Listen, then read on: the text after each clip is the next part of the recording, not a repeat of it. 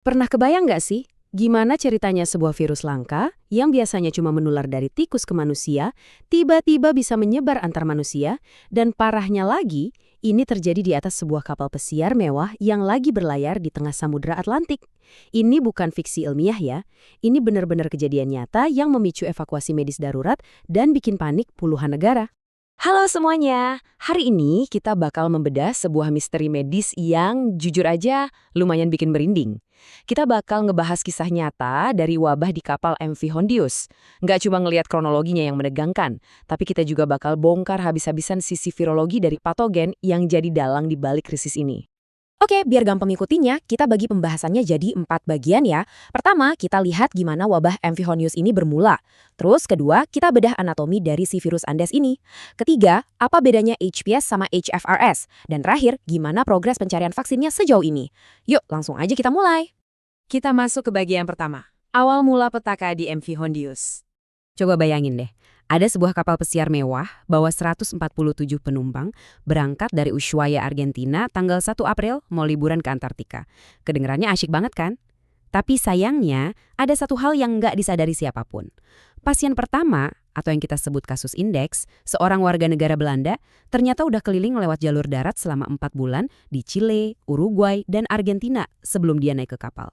Nah, tanggal 6 April dia mulai sakit dan tragisnya dia meninggal di atas kapal tanggal 11 April. Awalnya semua orang ngira dia meninggal karena sakit biasa.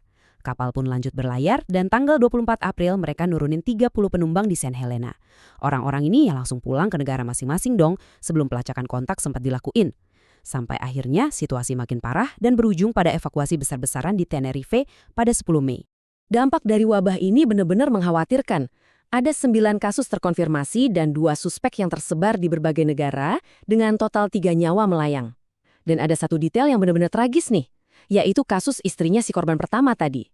Jadi sang istri ini sempat turun di St. Helena, lalu dia naik pesawat KLM mau ke Johannesburg. Tanpa dia sadari, dia udah tertular. Kondisinya tiba-tiba drop drastis banget, sampai harus diturunkan sebelum pesawat sempat lepas landas, dan dia meninggal di hari yang sama. Gila kan? Ini nunjukin hal yang paling bikin ilmuwan deg-degan, virus ini ternyata bisa nular dari manusia ke manusia di ruang tertutup kayak kapal pesiar. Padahal biasanya, virus jenis ini nggak bertingkah kayak gitu. 22. Angka ini mewakili betapa masifnya respons global saat itu.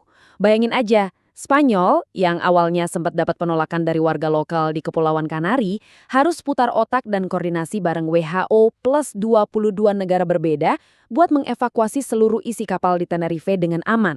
Operasi ini tuh benar-benar gila-gilaan, melibatkan pesawat ambulans udara dari Uni Eropa, pengawalan super ketat, bahkan nih, militer Inggris sampai harus nerjunin pasukan payung mereka ke pulau terpencil Tristan da Cunha cuma buat nganterin pasukan medis dan ngecek penumpang lain. Benar-benar mobilisasi medis global yang skalanya belum pernah kita lihat sebelumnya. Nah, sekarang kita masuk ke bagian kedua. Kita bakal zoom in dan ngelihat langsung seperti apa sih sebenarnya anatomi dari virus Andes ini. Kalau kita lihat rute aslinya, gambar ini tuh bener-bener ngasih penjelasan yang jelas banget. Normalnya, hantavirus, khususnya strain Andes ini, itu bersarang di dalam tubuh hewan pengarat kayak tikus. Biasanya, manusia itu tertular gara-gara nggak sengaja menghirup partikel udara dari kotoran atau kencing tikus. Atau, ya, kalau pas ada luka terbuka terus kena. Tapi, di kasus MV Hondius ini, siklus alami tersebut benar-benar didobrak. Virus ini tiba-tiba bisa melompat langsung dari manusia ke manusia. Karakteristik inilah yang bikin strain Andes ini jadi anomali banget, sangat langka dan pastinya sangat berbahaya dari kacamata virologi. Lalu, apa yang sebenarnya terjadi di dalam tubuh pas terinfeksi?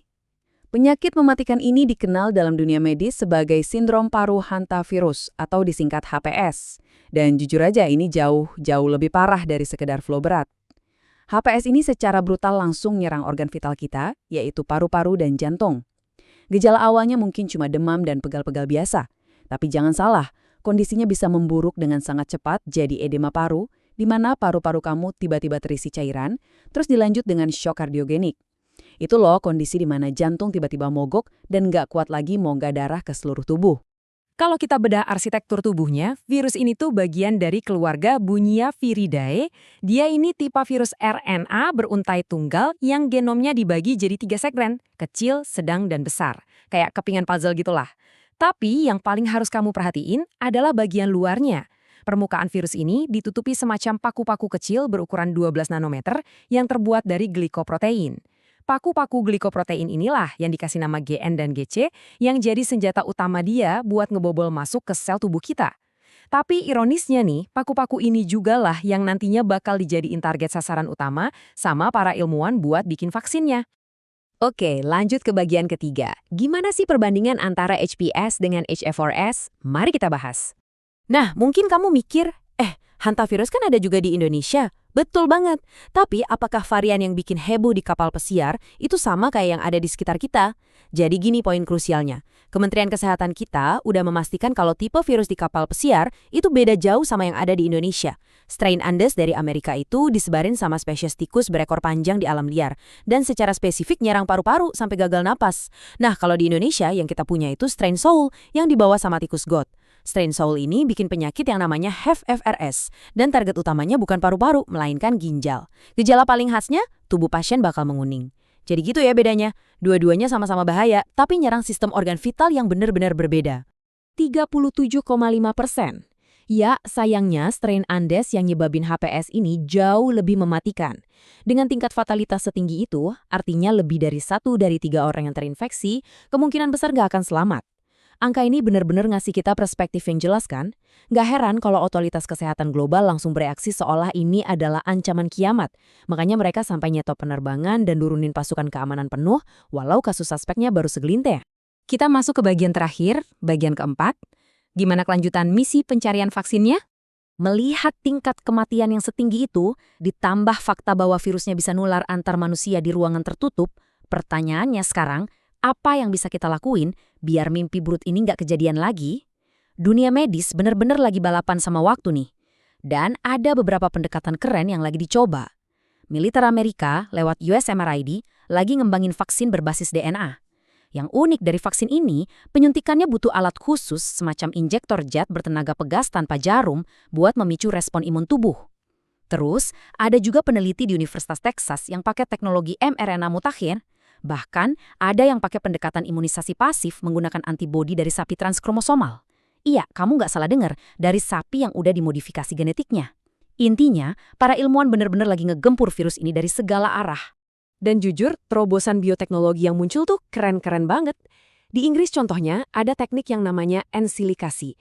Ini semacam cara ngebungkus vaksin mRNA pakai silika, biar vaksinnya bisa tetap awet di suhu ruangan dan nggak butuh freezer super dingin lagi.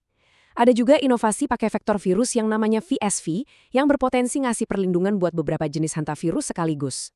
Tapi, selalu ada tapi ya. Kita harus ngadepin satu kenyataan pahit.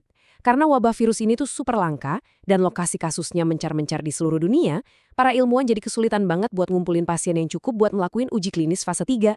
Ironis kan, kelangkaan virus ini malah jadi halangan terbesar buat kita bisa nemuin penawarnya yang teruji efektif. Pada akhirnya, misteri wabah MV Hondius ini ngasih kita semacam tamparan realita yang keras. Bayangin, sebuah kapal pesiar yang dirancang untuk bawa kita senang-senang liburan ke ujung dunia, malah berubah jadi inkubator buat salah satu patogen paling mematikan. Ini benar-benar ninggalin satu pertanyaan besar buat kita renungkan. Di zaman sekarang, di mana pesawat dan kapal bisa bawa kita ke sudut paling terisolasi di bumi sekalipun, gimana caranya kita menyeimbangkan hasrat kita buat menjelajah dengan fakta bahwa kita tuh benar-benar rentan terhadap ancaman tak kasat mata dari dunia mikroskopis? Coba deh dipikirin. Terima kasih banyak udah nemenin bahas kasus ini. Tetap kritis dan pastinya teruslah belajar hal baru ya.